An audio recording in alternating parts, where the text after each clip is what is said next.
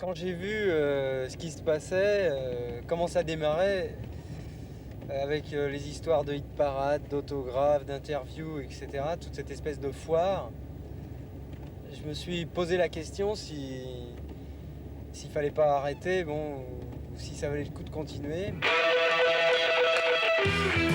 Et puis je me suis dit, est-ce que j'étais prêt à 60 ans par exemple à sortir des vieilles coupures de journaux devant mes enfants ou devant des amis en disant, vous savez, si j'avais voulu, peut-être que je serais devenu, etc.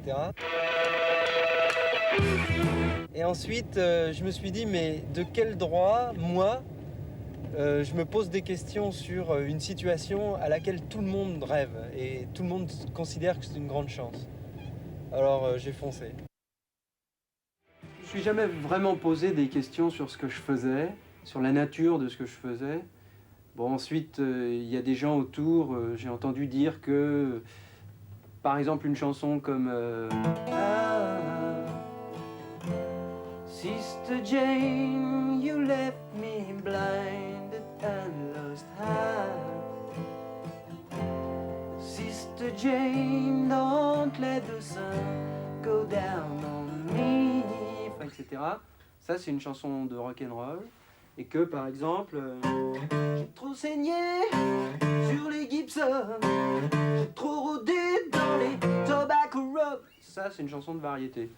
Bon, c'est possible, moi je suis pas vraiment un spécialiste. Quand mon premier album est sorti, il y a des gens qui m'ont dit ouais, c'est bien ce que vous faites, mais qu'est-ce que vous allez avoir comme look? Je les ai regardés un peu atterrés. Un look, et ils m'ont dit oui, regardez les chanteurs là en ce moment, des gens comme Couture, comme Lavilliers, c'est des gens qui ont un look. Alors là, c'était vraiment, le ciel m'est tombé sur la tête. Puis bon, la date est arrivée de la première télé. Alors comme je savais pas quoi faire, je me suis lavé les cheveux pour faire plus propre. Je me suis mis une chemise propre, une cravate parce que quand même la télé. Et puis j'ai appris après, avec stupéfaction, que j'avais un look. Je suis sûr que dans la salle, il y a des tas de gens vraiment avec lesquels j'adorerais passer une heure ou deux, avec lesquels j'adorerais discuter ou rire. Il n'y a pas tellement le temps pour ce type de rapport. Ça, c'est probablement une des choses que je regrette vraiment le plus. Si tu prends pas garde, tu deviens fou, quoi, parce que, par exemple, il y a la presse et les radios qui viennent tous les jours, et tous les jours, pendant une heure et demie, tu parles de toi, quoi. C'est épouvantable. À la fin, tu as l'impression qu'il n'y a plus rien d'autre qui existe, quoi. Ça, je crois que c'est un danger. Parce que, à la limite, on peut y prendre plaisir, et puis trouver que c'est un sujet vraiment passionnant, tu vois. Le thème de tes chansons, est-ce que tu les puises dans des conversations, des situations personnelles de la vie quotidienne? Oui. Oui, qu'est-ce que je dise? Bon, j'essaye d'être chanteur et de composer des chansons, mais a priori, je suis pas parleur, quoi.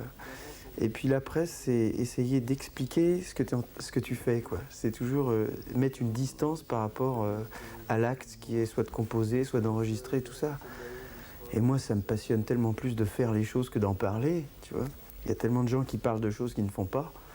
Moi, je préfère vraiment 100 fois faire des choses et puis que les autres en parlent.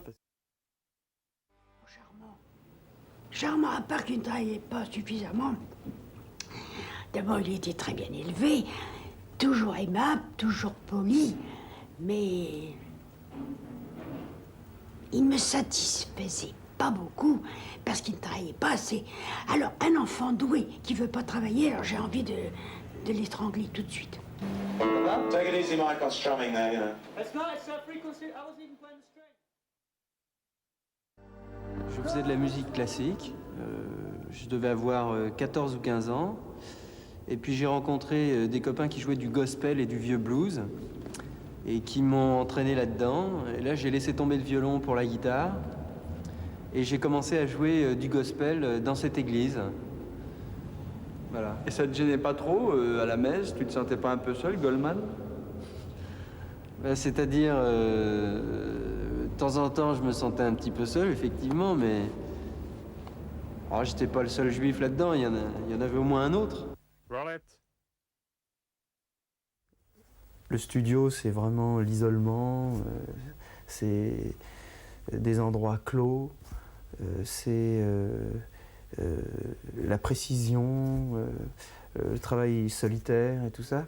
Et la tournée, c'est le contraire, hein. C'est la route, c'est les hôtels, c'est la musique du moment, c'est le travail en équipe et tout ça. Et chaque phase se nourrit un peu de l'autre.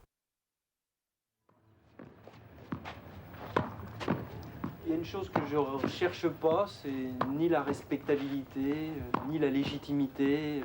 C'est pas des choses qui m'excitent vraiment. Pour moi, le grand privilège que m'a apporté le fait que ça marche, c'est de rencontrer des super musiciens qui étaient des rêves pour moi. Guy Delacroix, John Helliwell ou Nono. Des musiciens qu'on ramait et qui trouvent qu'il est exceptionnel de jouer devant 7000 personnes qui ont envie de nous entendre. Bon, ça, c'est le premier jour. Le deuxième jour aussi, le troisième jour aussi, et ça fait peut-être, je sais pas, avec la dernière tournée, peut-être 200 ou 300 concerts qu'on fait ensemble. En tout, on va jouer, oui, c'est ça, 200 ou 300 fois. Et je crois pas qu'il y ait une soirée où on ne soit pas dit, bon, les gars, là, voilà, hier c'était Limoges, aujourd'hui c'est Montpellier, demain c'est Avignon. Mais ce soir, on va vivre quelque chose d'exceptionnel, même si c'est tous les jours.